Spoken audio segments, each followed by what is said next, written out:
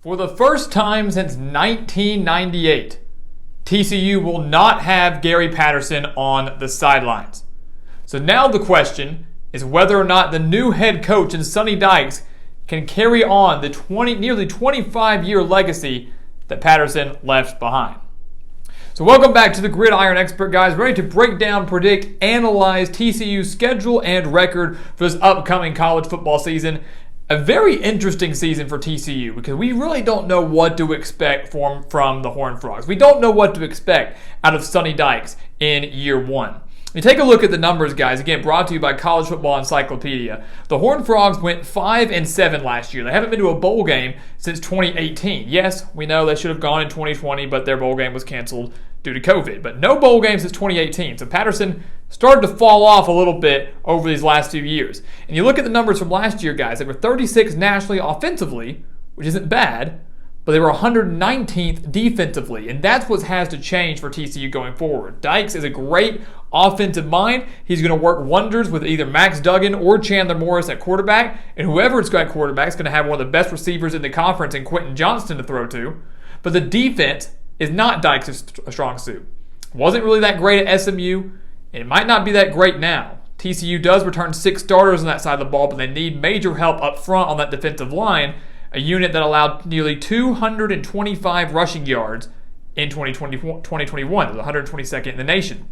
So TCU desperately needs some help across the board, guys. But one thing that Sonny Dykes does have going for him is not just because he knows the state of Texas and can recruit well, but TCU returns 80% of the production from last year that ranks 10th among all FBS teams. The 10th most production returning. Can TCU stack up some wins with all of that talent?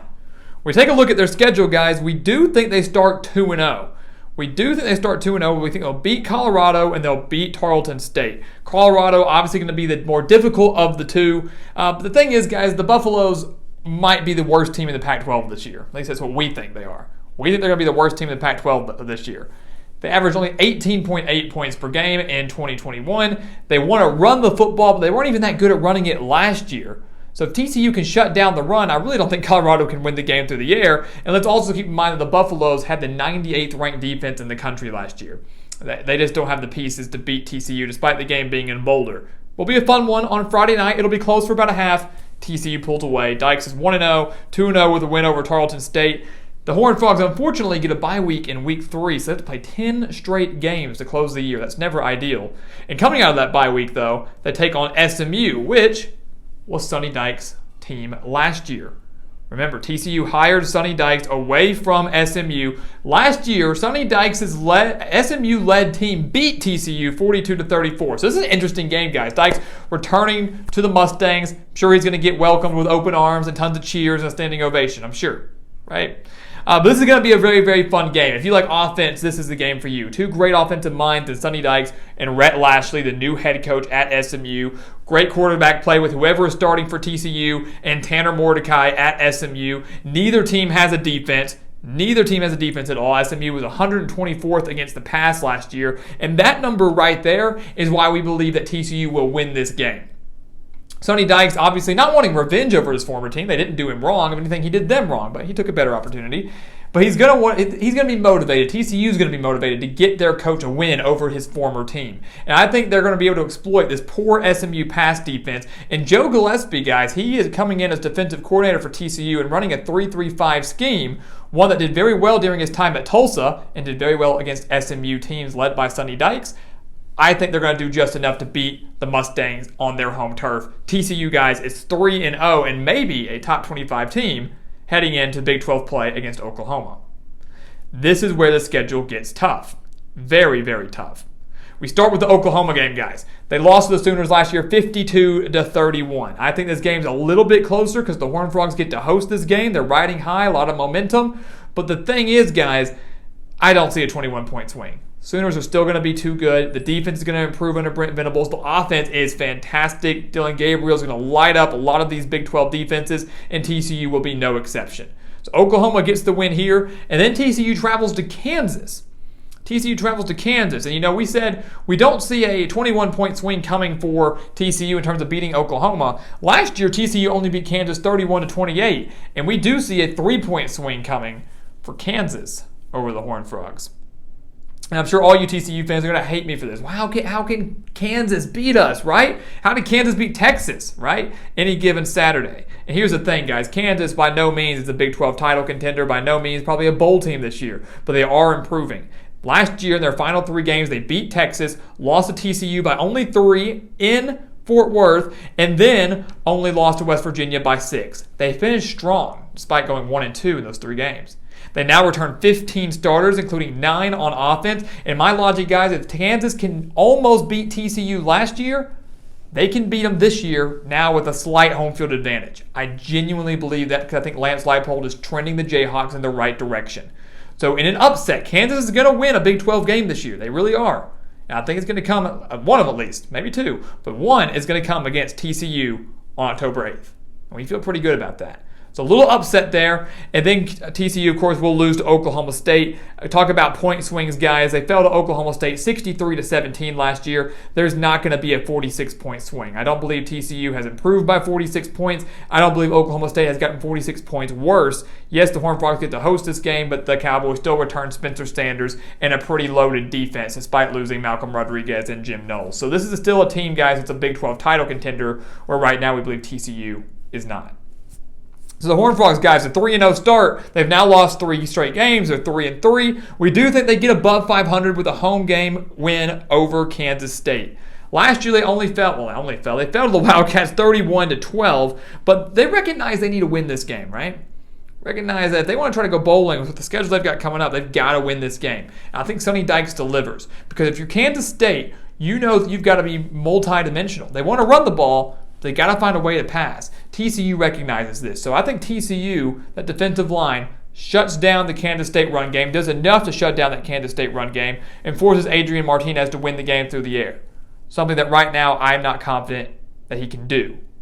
I think TCU's offense wakes up for this game, lights up this Kansas State offense. It's close, but home field advantage also plays a minor role. TCU is 4-3, dropping back down to 4-4 with a loss at West Virginia. They lost to the Mountaineers by 12 last year, guys. And now you look at it, now it's in Morgantown. The Mountaineers now have JT Daniels. The defense should be improving. The offense, I think, is extremely underrated with Daniels and Graham Harrell as the offensive coordinator. They're going to be lighting it up through the air every single game. And TCU, guys, again, as a defense, I don't think it's going to be able to stop that type of offense. I genuinely don't believe that, especially with it being on the road. So there you go. They're 4-4 now. 4 more games. They go back above 500 with a win over Texas Tech. Last year they fell to Oklahoma 52-31, but they beat Texas Tech 52-31.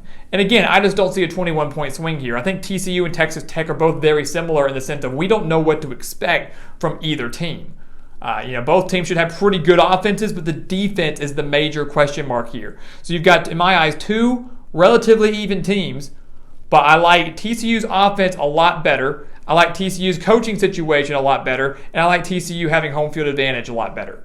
All signs to me point to a TCU victory here. Might be close, might be high scoring, but they beat the Red Raiders, which means they're 1 win away from bowl eligibility. All I need, 1 more win. They're not going to get it against Texas or Baylor. They're going to drop both of those games. Both of them on the road against 2 of the top teams within the Big 12. Texas, TCU did hang with them last year, losing 32-27, but that was a game where their run defense was exploited. They let Bijan Robinson rush for over 215 yards and 2 touchdowns against them. Would expect a similar result this year, especially in Austin. The Baylor game, it's senior night for the Bears, and while TCU did beat Baylor last year 30-28, a game that ultimately kept Baylor out of the college football playoff, it's senior night for the Bears. Baylor is out for revenge, and their defense is stingy and will be one of the best in the conference and in the nation. TCU will not win this game, not at Baylor. So they drop those 2 guys, which means win or take all. If they beat Iowa State at home, they're going bowling. If they lose, they're staying home, and they repeat the exact same record, 5-7 in 2022. So what's going to happen? Senior night for the Frogs. Iowa State, a team that's not going to be as good as they were last year, is going to maybe decline a little bit. What's going to happen? Iowa State wins. Iowa State wins. Last year, TCU lost to Iowa State 48-14. Again, talk about point swings here. TCU didn't have that many close games, guys. I don't see a 34-point swing. Yes, Iowa State lost a lot of talent. Yes, TCU gets to host this game. It is senior night. But the one thing that Iowa State, 2 things actually, they own the advantage on, it is Coaching with Matt Campbell, I like him over Sonny Dykes. In defense, Iowa State still will have a very stingy and strong defense. And by this point in the year, guys, I think the Cyclones have worked out any major offensive issues they had. They might not be great, but they're not going to have as many growing pains as they did at the beginning of the season. Iowa State might be fighting for their bowl lives here too, and I think Matt Campbell and the Cyclones deliver, and I trust them more than Sonny Dykes' squad, especially defensively. Iowa State wins this game on the road. The Cyclones go bowling. The TCU Horned Frogs do not. And for the second year in a row, TCU goes 5-7, which will be their mark in year one under Sonny Dykes. Not the best mark in the world, not the thing that's going to get the fans most excited. Dykes will build things back up at TCU. I firmly believe that. But it is a minor rebuilding project, and the Horned Frog faithful just have to be patient. So guys, as always, thank you so much for watching us here at the Gridiron Expert on YouTube. Make sure to continue to like, comment, subscribe, share our videos. Check out everything down in the description below, including those expert picks over on our website, thegridironexpert.com. Make sure to go take a look at that. Sign up for those today. And once again, guys, as always, thank you so much for watching, and we'll see you next time right here on the Gridiron Expert.